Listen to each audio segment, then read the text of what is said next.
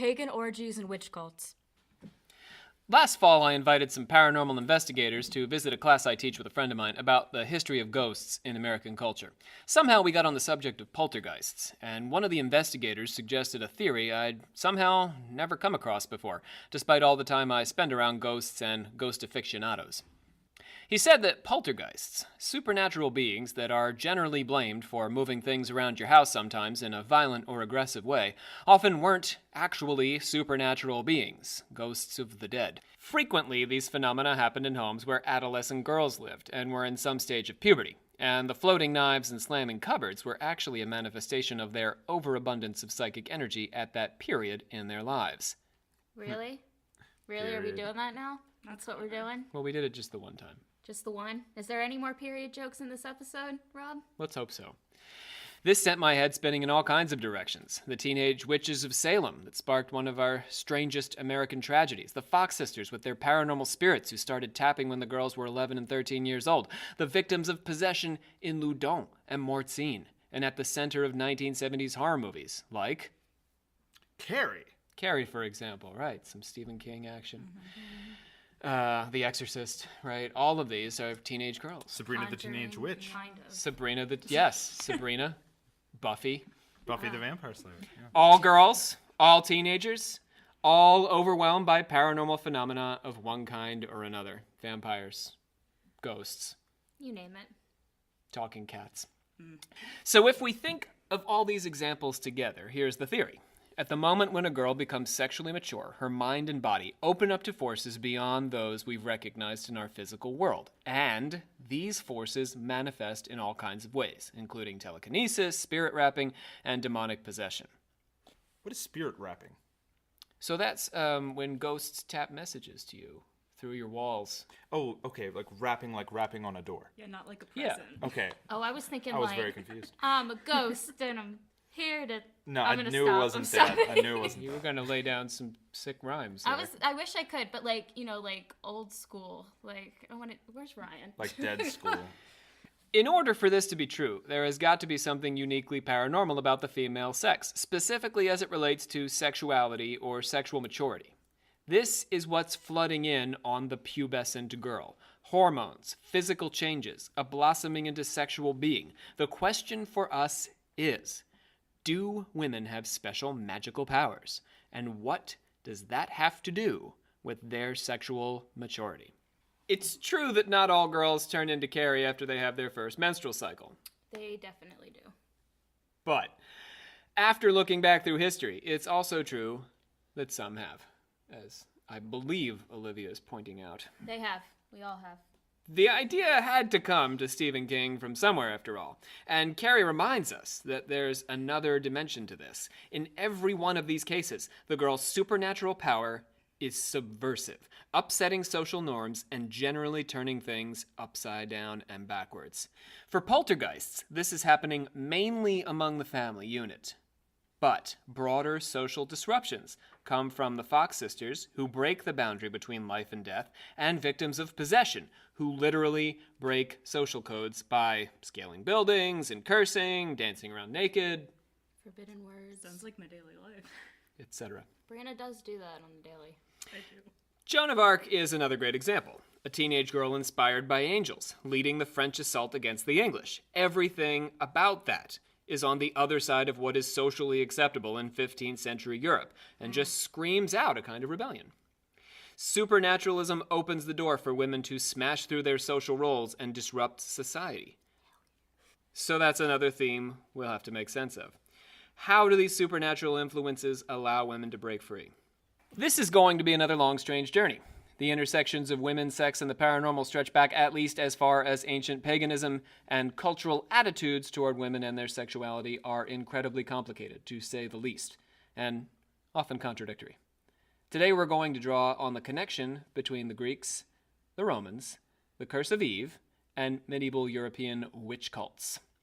Then, after this episode, we're going to continue on to consider America's early occultists, the tale of the incredible radical free lover Victoria Woodhull, the voodooist Marie Laveau in New Orleans, the neo-pagans and the Wiccans, and finally come back around to poltergeists. Before we get started on our second volume, we'd like to thank everybody who has helped us keep this podcast on the digital airwaves so far. Between the research, writing, recording, and editing, it takes about 40 hours to create an episode of Occult Confessions, so any contribution you can make to help keep us digging into the secrets of the occult go a long way to keeping us on the job. Yes. I know the last series really required our audience to follow along and listen to the episodes in order, but we're trying something new this round. While we might have a paired episode or two, for the most part you'll be able to listen to the Lady Magic series in any order you like. All the same, we hope you'll be anxiously anticipating the episodes each week as much as we anxiously anticipate sharing them with you. Yes, we I was just going to anxiously say, anticipate. definitely try to listen to all the episodes because they all interlinked in different ways, even though you can listen to them on their own. So learn more information about all of it if you listen to all of them. Chart your own podcast journey. Aw. So if you'd like to learn more about anything we discuss, we don't mention this enough in our episodes. We've got your start down the rabbit hole at our website, occultconfessions.com. We actually list a lot of the references, the books and sources that we use to put these episodes together. So you can get updates on Twitter and Facebook as well. Yep. And one more note. I know we're very popular with listeners under 12, but for this series, we're suggesting that you be at least 13 to tune in. Yeah, Yeah. to be safe. It's all in good taste, but our younger listeners will just have far too many questions about, And we won't answer those questions. menstruation It's not our and job. Not at all. Only Orgies. your parents will answer those questions. So if you happen to be 13 or older, sit right down. We have got some stuff to tell you. I feel like we're giving them the sex talk. We kind of are. That's after right hours. down. Rob and Olivia give a sex talk to the underage viewers. You know, the sex talk is very similar to the "Who were the Greeks" talk. So many know? talks that we're going to have. Yeah. All right, now that we've got our housekeeping out of the way, let's get down to it. My name is Rob Thompson. I am the Supreme Hierophant of the Secret Order of Alchemical Actors. Sitting with me here is Olivia Littoral, Hey guys. our Grand Master, and she me. has brought her sister for the very first time joining us in our podcast, Brianna. Hey, Hey. You want to say more than that? what do you want me to say? All right. Sisterly love. I know. Yes. We love each other so much. That's what we wanted to hear. And we're welcoming back James Kaplangis. Hello, folks. Welcome. Ooh, folks. There are little folks in there. I like to be inclusive. I Yeah. like it. Folks is a gender inclusive Feels term. homey. Welcoming our Midwestern audience. Let's get started. We, the members of the Secret Order of Alchemical Actors, do solemnly submit ourselves to a full and honest telling of the history of the occult as far as we know it. Welcome back, guys. Yeah, that's 2 weeks off, and that's what that sounds like. I'm sorry, Grandmaster. You are forgiven, my child. Good. Western religion has had a funky relationship with female believers from the start. I know that's right. On the whole, Christianity has been reluctant to give women a place of authority, even up to the present day. The reasons for this are buried in our ancient pagan and medieval Christian past, and they pull out some of the major themes that drew together women and occultism during the witch crazes of the 16th and 17th century. So, that sets our goal for today, to make sense of how Westerners have felt traditionally about women and supernatural power. The whole story culminates with those witch trials, so we can think about today's episode as a history of witchcraft. This is very exciting, Rob. So let's start back where most histories of Western culture begin. Ancient Greece, Ooh. home of James's ancestors. And feta cheese. This doesn't mean that there aren't examples of women having supernatural abilities before ancient Greece, but Greece is where many of our major cultural influences get started, like democracy and theater. Also, Greece has a nice record of their history, practices, and beliefs, which we can't say about many earlier cultures before the Greeks. So, Greece was a mixed bag as far as women's general freedom. In Athens, women were limited in the amount they could trade. They could not own property outside of their clothing, jewelry, and slaves, and they had to be under the protection of a kurios. How does that sound to you, James? A kurios. Curios. The emphasis on the os. Yes. Or guardian. Who emphasis on the The guard. Oh. guardian, whose responsibility it was to provide a dowry. This was probably a product of Athenians' famous democracy. Only landholding men could vote, and this tended to marginalize any people that didn't fall inside that category. Now, Sparta, on the other hand. Different story. Different story.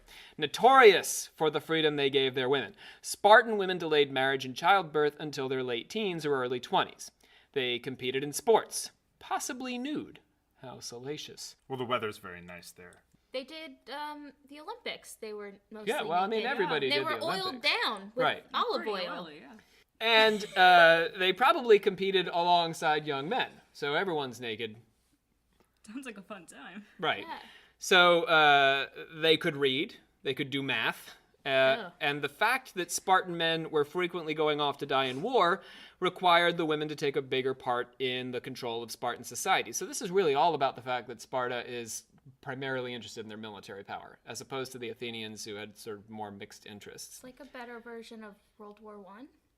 And the premium Spartans placed on healthy children was another point in women's favor there. Don't look at me like that. I think So- every version of World War I's better than World War I. No, I'm saying like how in America women took over. The Yes We Can Yeah, poster. I I see, was I making see. a comparison. Or We Yeah. Can Do It, sorry. We Can Do It. Yeah. Yes We Can was Obama. So, yeah, actually, just fun fact while we're on a tangent here. In Sparta, if you had a wife who was still of childbearing age, but you were too old to inseminate her, you would share her with another man. That makes sense. Like you would loan her? You would loan her out, yeah. Do they get paid? Well, because they were so interested in producing healthy children. That's what it was all about. To, fuel the military-industrial respect complex. that. Wait, so I is she have producing respect for is she that. producing children for her husband or the other husband? Who gets the kid? Oh, sorry.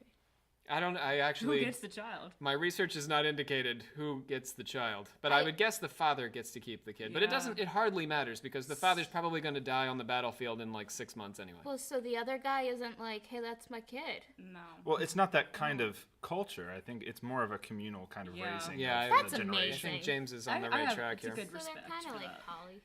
So the Greeks allowed women to occupy roles of religious power as oracles. That's the specific supernatural place that women occupy. The oracles at Delphi were female, although there were also male priests who served Apollo as well in different capacities. It's difficult to say why the female oracle had to be lady magic. It might have been the union she was meant to achieve with the male sun god Apollo. Requires a little vag, a little peen, in order to receive her messages. To stay E, is that our? 13. You can say PG-13. teen and vag. You can not the say whole peen, word. not is. It's not the whole word. The messages that the oracle received were an answer to queries put by the Athenians, and were often in poetic form. They could be a simple yes or no, they could be a choice between two options placed in an urn, or they could be poetic and vague, shifting the terms of an argument to the meaning of the oracle rather than the problem itself. Hail, Oracle! We would like to inquire whether we should invade Sparta. My companion is most anxious to gaze upon their nude exercises. Oh yes. The oracle must enter her trance.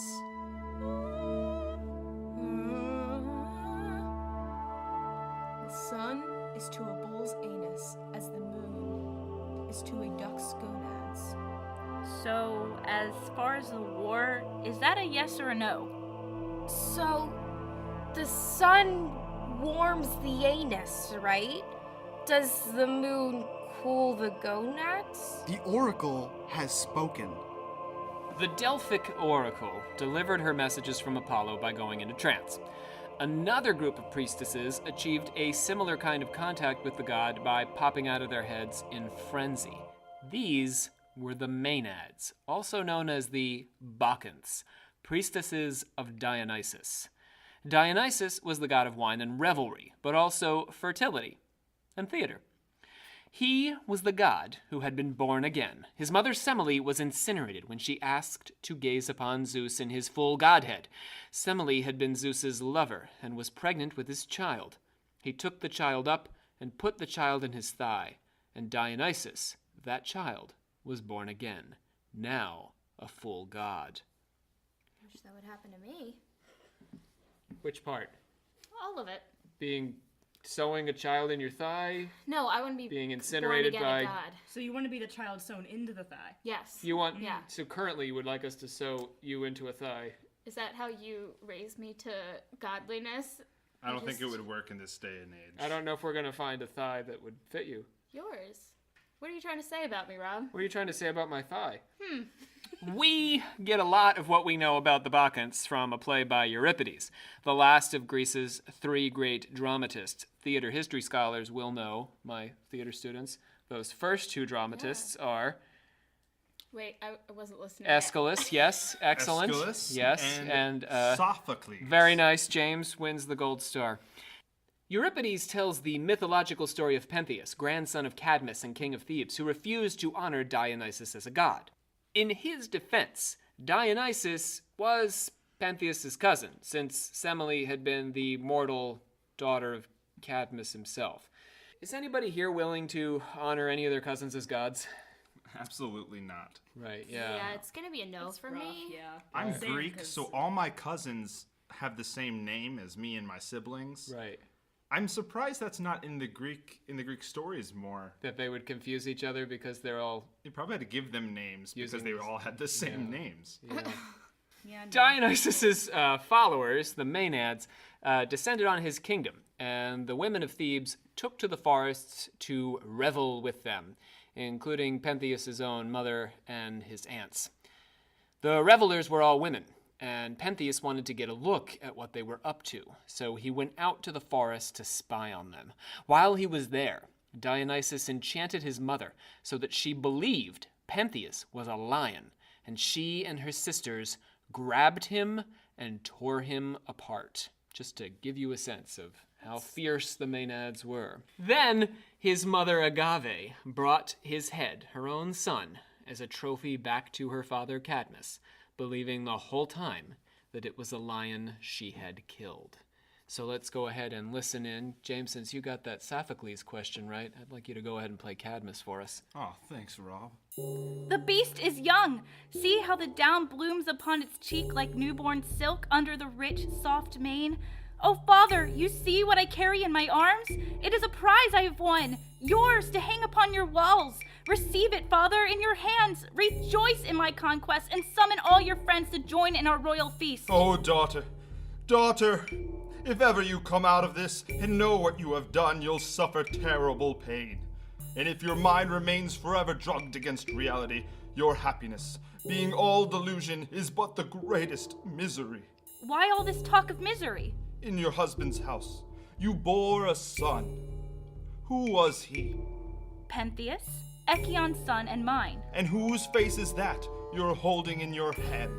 A lion, so the hunting women say. Look again! Look straight at it and go on looking till you know what it is. I see. Oh, God! Does it seem like a lion now? No, it is Pentheus. His head is in my hands.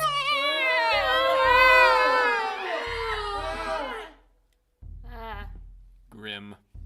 But there's a couple of important points to be made here about the actual historical Dionysian worship, which is vaguely reflected by Euripides.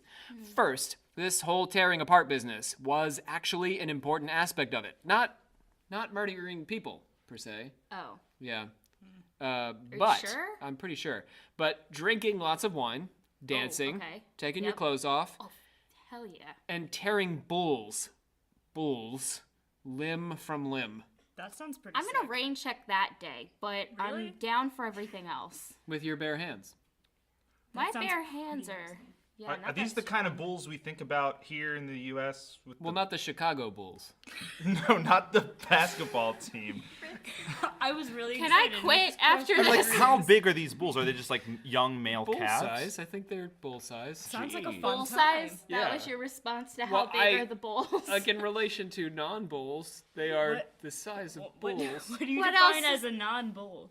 A cow, An uddered cow. an otter, But Anything could be a non-bull. anything is a non-bull. which would be smaller than Except for a bull. a bull. What about a dinosaur?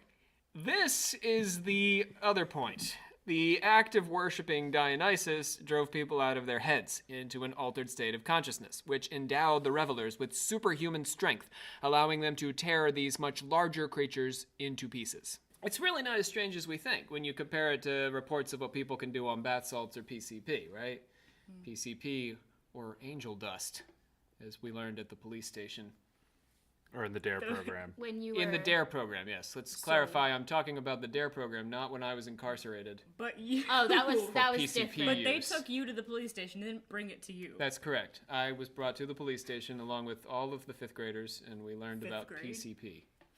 They brought or a bunch angel of dust. 5th graders I don't think to a it's police station. I don't think 5th graders now have this issue. No. I think it's a fad, right? Yeah, we had a big PCP problem growing up In fifth among grade. 5th graders, yeah. So for the Greeks, there was a clear line between women, supernatural power, and altered states of consciousness. And in the case of the Maenads, there was even some subversion, running around having naked orgies in the woods, drinking, dismembering livestock. Not exactly ladylike behavior. Not by today's I standards. beg to differ. No. In Rome, making a shift now, there was also a place for women's religious authority, but less so for the frenzies and the trances. The grade school version of Roman religion is that it's just the Greek gods with all the names changed. The imperial Romans were a lot like ancient Americans. They had a melting pot. As they conquered other cultures, they assimilated their gods. So, whereas the Greeks had about 12 major gods, the Romans had hundreds. Their system of consulting the gods was also a lot more controlled. They adopted the oracles just like they swallowed up Greek culture, but the original Roman practice of consulting the gods was through augury.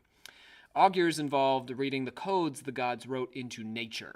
Before you went to war, or built a temple, or named yourself a Caesar, not a salad, but a person to be in charge of you, you might consult the augurs, and they would consult the signs. If there were 12 crows in a tree, and a storm was brewing, that might mean war was a good idea. But temple building, maybe not such a good idea on that particular day. The augurs were established by the legendary second ruler of Rome, Numa Pompilius. He also put in place the first Vestal virgins. Girls between the ages of 6 and 10 were chosen by the head of the priest, or Pontifex Maximus, to serve for a period of 30 years. It's a long time commitment. The priestess spent 10 years learning her duties, 10 years performing them, and 10 years teaching them to the next priestesses. Then, after she retired, she could be married, and they often were, because marrying a Vestal virgin came with a nice salary. But they can't. At that time, you're past your years for. Your childbearing Yes. years, yeah. But you could still have sexy times. Of course. Yeah. Well, because they chose you because most of the time they chose the women because they thought that they would have problems in childbirth. That's very interesting. Yeah, that's one of the reasons they started, but they used palm reading to determine the women that they thought would have problems. Fun fact. The Vestals, their primary job after this palm reading affair, was to maintain the sacred fire of Hesta, goddess of the hearth. This is essentially the state hearth of Rome. So there was a domesticity to their role, the hearth being the center of the home, even though it was a significant state function. If the fire went out, the virgin who was in charge that day would be stripped and flogged by the Pontifex Maximus in a special veiled space. So, maintaining their purity, their virginity. It's a little kinky. The flogging, or the naked flogging, yeah, You it's can't a little, tell me he didn't enjoy that. little 50 Shades of Maximus. Ooh. If they defiled their virginity, that is to say, if the Roman woman gave it up, they were buried alive, often in an underground tomb. How'd they know? Did they check every now and then, or?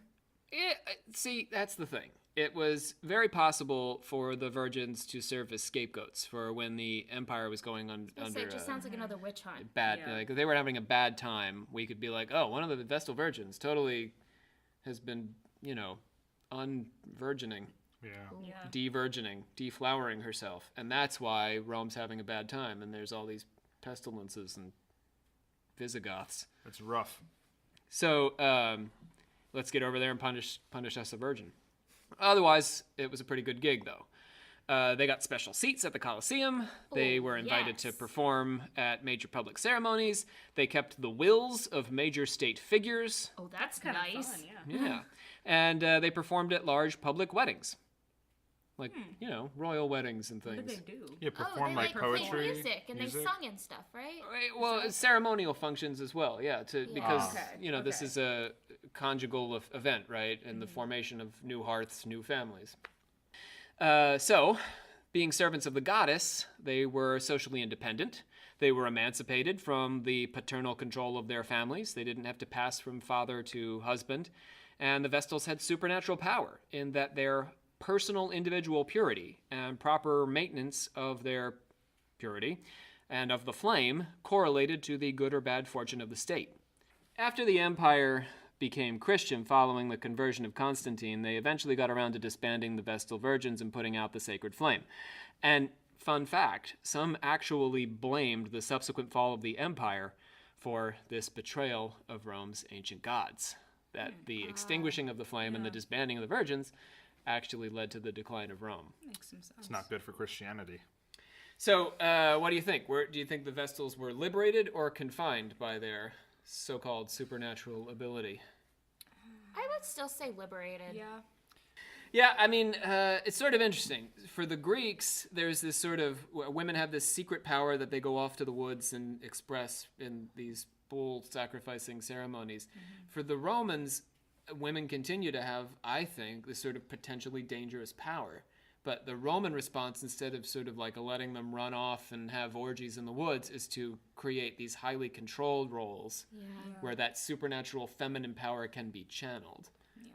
But it still exists. The Greeks were much more afraid of the women. They said, you go do your thing over there. We will just stay over here and vote amongst ourselves. Yeah. Yes. You mean because they weren't allowed to vote in Athens? Yeah, I think Socrates said that if women were allowed to vote, they would have too much power. That's right. As we begin to round around to the Christians, they're going to take a very different approach from both the Romans and the Greeks.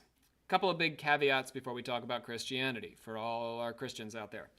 First, the religions and the teachings of Jesus of Nazareth are not necessarily the same. The man said one thing, the religions that followed are a different thing. Jesus had prominent women among his disciples, and he stood up for prostitutes, for example. It's hard to imagine some, evangelicals, for example, following a similar path. The religion that developed after his lifetime didn't always follow his example as closely as it should have. And second, there really isn't one big monolithic Christianity. Like any religion, it's splintered into many, many pieces throughout its history, and all of them have taken varying approaches to the woman question. My favorite question. The woman question.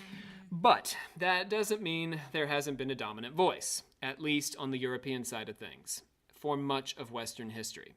Up until the Protestant Reformation, which is Olivia's favorite Reformation. It really is. Which, takes place in the 1500s and 1600s, that dominant voice belongs to what we now call the Catholic Church based in Rome, but to be fair, it was simply Western Christian Church, with the Greeks accepted, James. From the Dark Ages through the medieval period, the Church's view of women was refracted through widespread belief in the curse of Eve. The original sin. Dun, dun, dun. Although, really, if you look at it, she wasn't the first one to sin.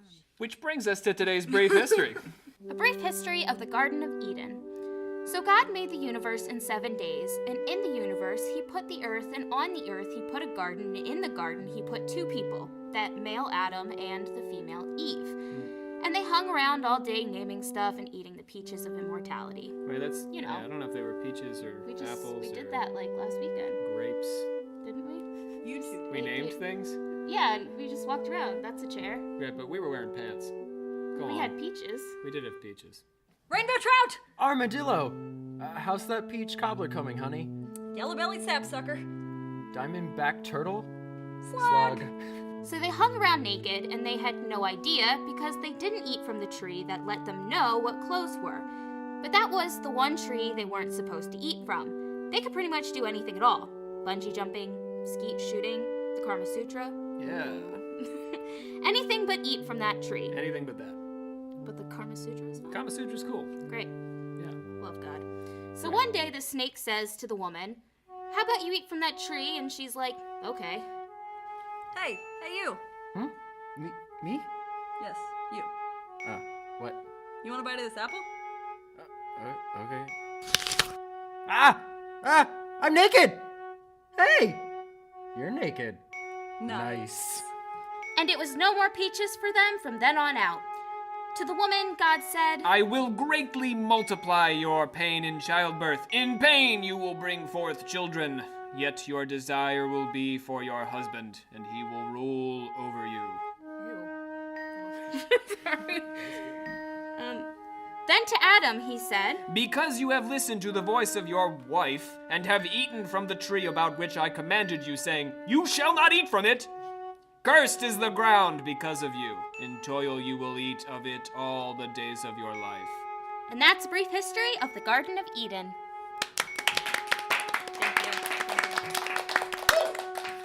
So a whole lot of early Christian gender theory comes out of this moment. Look closely at what's happening with Eve. She's the one who is tempted to break the rules, not the man. So this translates to the idea that women are more susceptible to Satan's temptation to sin, and she's cursed to hate childbirth, but loves sex. Ooh. With Adam. So that translates to the idea that women are more sensual than men. We think today about men, thinking with their testicles. But historically, the view was that women were doing all of their thinking with their, not testicles, Their ovaries. They're hootenannies. Yes. Yes. How else could we explain why women would want to have sex with men? True. That is a really How good else point, would we wow. explain that? Even though it resulted in pregnancy. It's really just the pregnancy that... Oh. Right. Yeah. Otherwise, I think we have a lot to offer, don't you, That James? is I think the men are least beautiful. favorite Yeah, part. we have, Michelangelo thought so. Well, FYI. he definitely smart. loved men. Yeah, he did. If, like me, you've taken a childbirth class recently, you'll hear that Christians distorted an earlier pagan view of pregnancy, which saw it as something generally positive and even enjoyable for a woman. Sex is less incomprehensible, less sinful, and more fun under a pagan mindset, right? Yeah, it is. Older Spartans even shared their wives with younger men, as we talked about. It was a different time. But for Christians, the view that women were more sensual and more easily tempted opened the door to the next major incarnation of female supernatural power, witchcraft. While belief in witchcraft has its roots in the early church, the chickens didn't come home to roost until the early days of the Renaissance with the rise of the Protestant Reformation. So let's just set the scene. For almost 1,000 years, all of Christendom west of Greece has had one church. East of Greece, they've also had one church, but it's a little bit different. Anyhow, along comes Henry VIII and Martin Luther, and they've got these ideas that begin to break up the church. Martin Luther's got his 95 Theses, and Henry VIII splits with the Pope in Rome. So Henry VIII is generally remembered as a horn dog. Yeah. Who wanted some strange. A lot of historians think that Henry VIII was truly terrified that his marriage with Catherine was like a curse. Yeah, I mean, we have to bear in mind the man commissioned the English Bible. Yeah, and he came out with the statement on the Seven Sacraments against Martin Luther. And he broke up the monasteries to take all their stuff. Yeah. Fun, but it also democratized the church, right? So it's sort of like if someone started a completely different American government in Milwaukee with a whole new set of laws that you could join, but that also had repercussions for whether or not your soul would be subjected to everlasting torment. Sounds like Mormonism. Yeah, that's basically what we're looking at. We have one church and another church now. Suddenly there's two churches. We've never had two churches before, and we're panicked about which one's right, because if we pick the wrong one, we're all going to hell. And the Pope is pissed. Yeah, so there's these super big shakeups. People think the world is coming to an end, and it's all sort of around religious issues. We had the same problem with Y2K. James, do you remember Y2K? The year 2000? Yes. What were we worried about in the year Y2K? That the world was gonna end. Why? I was 9. So we thought that the computers were going to bring us down. Robots. Right. In 1999, right? December 31st, 1999, we were going to flip over, and the computers hadn't been programmed, so we heard in this Y2K deal, to register the year 2000. So all of the computers across the globe would just crash. This was nonsense and didn't happen, right? Here we are. We didn't have a giant technological crash. But think about the rapid change that was taking place in the 90s. It was all based in technology and computers, Yes. right? So this is the same situation 500 years earlier. The rapid changes that are taking place are all in theology and religion. So the end of the world is going to be interpreted in religious terms, just like we interpreted the end of the world in the year 2000 through technological terms. That's why the Great Peasant War happened, which was the bloodiest, European, revolution before the French Revolution. But they thought it was because it was, the year was in Pisces, and they thought it was the end of the world. Because fish.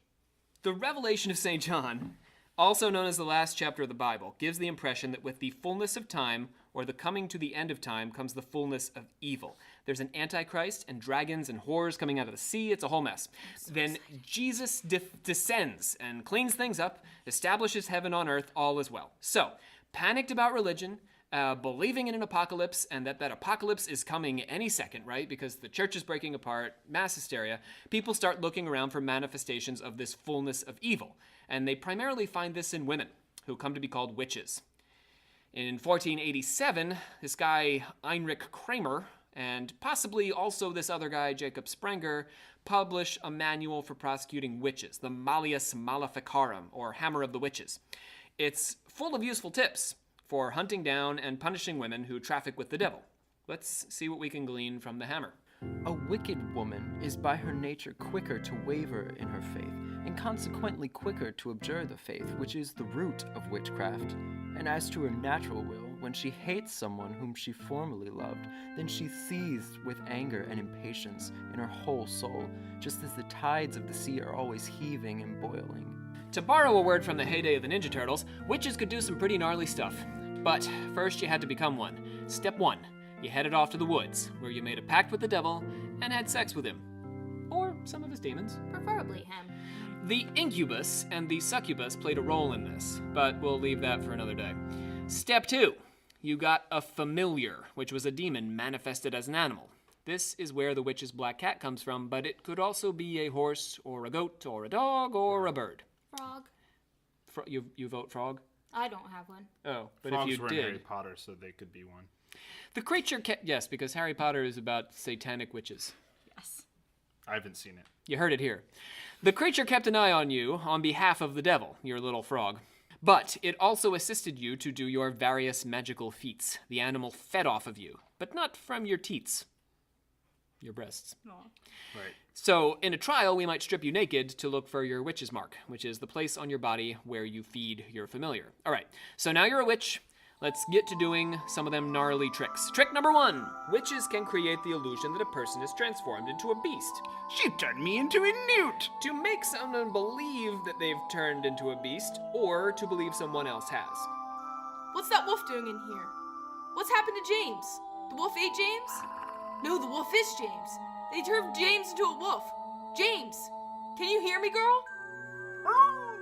Trick number 2. You can cause someone to become gravely ill with epilepsy or leprosy. The devil's power to inflict harm in this way was evidenced in the book of Job, in which God allowed the devil to torment Job to prove his faith could not be shaken. Doctor, I'd like to learn more about how I can protect myself from Job's disease. Trick number 3. You can raise hailstorms and cause lightning to strike both men and beasts. A hailstorm in January? And lightning? Ah! It struck my man! Ah! It struck my beast! Tricks 4 to 14. A lot of your powers relate to sex and fertility. You can prevent couples from conceiving children, disguised as a midwife, witches can cause abortions, or steal children to feed them to the devil. And my personal favorite, you can deprive a man of his virile member. Can confirm across the board. That you have deprived a man of his virile member? You can hide it. I can confirm that. In the town of Ratisbon, a certain young man who had an intrigue with a girl, wishing to leave her, lost his member. That is to say, some glamour was cast over it so that he could see or touch nothing but his smooth body. In his worry over this, he went to a tavern to drink wine, and after he had sat there for a while, he got into conversation with another woman who was there, and told her the cause of his sadness, explaining everything and demonstrating in his body that it was so. The woman was astute, and asked whether he suspected anyone, and when he named such a one, unfolding the whole matter, she said, "If persuasion is not enough, you must use some violence to induce her to restore to you your health." So in the evening, the young man watched the way by which the witch was in the habit of going, and finding her, prayed her to restore to him the health of his body. And and when she maintained that she was innocent and knew nothing about it, he fell upon her, and winding a towel tightly about her neck, choked her, saying, Unless you give me back my health, you shall die at my hands. No! Let me go! Let her go! And I will heal you. The young man then relaxed the pressure of the towel, and the witch touched him with her hand between the thighs, saying, Now you have what you desire. Oh. And the young man, as he afterwards said, plainly felt, before he had verified it by looking or touching, that his member had been restored to him by the mere touch of the witch. Yeah. Witches practiced an inverted mass, or Black Sabbath. In the tradition, that was the first concert my dad saw. I was about to make some gnarly, metal riff noises. Yeah. Anyway, in a traditional Sabbath, clothed male priests elevated a circular white host in daylight. In the witches' Sabbath, a white host, a white cracker. In the witches' Sabbath, naked females elevated a black square host in the dead of night, accompanied by heavy metal music. Yes! All right. A lot of this stuff was imagined by the men who conducted witchcraft trials, but the Black Mass really shows how the witch functioned as a cross between an anxiety dream and a fantasy for the early modern person. Society operated under a strictly controlled Christian male hierarchy. Imagining the witch allowed for a kind of vicarious escape, because she was everything that these heavy-handed social controls were not. She was a powerful female, subverting Christian practices and upsetting the family. Woo. The smallest unit of civilization, according to Freud. Woo. Woo. While these fantasies of witches were mostly imagined, real women were accused of witchcraft and burned at the stake for it. Not as often as some may think. During the Inquisition, which, fun fact, lasted all the way into 1834. Yeah. No one expects it. Yeah, right. No one expects. You are full of Monty Python jokes today. Most women confessed, recanted, and were actually spared. That was the goal of the Inquisition, was to get you to confess so you didn't have to go to hell.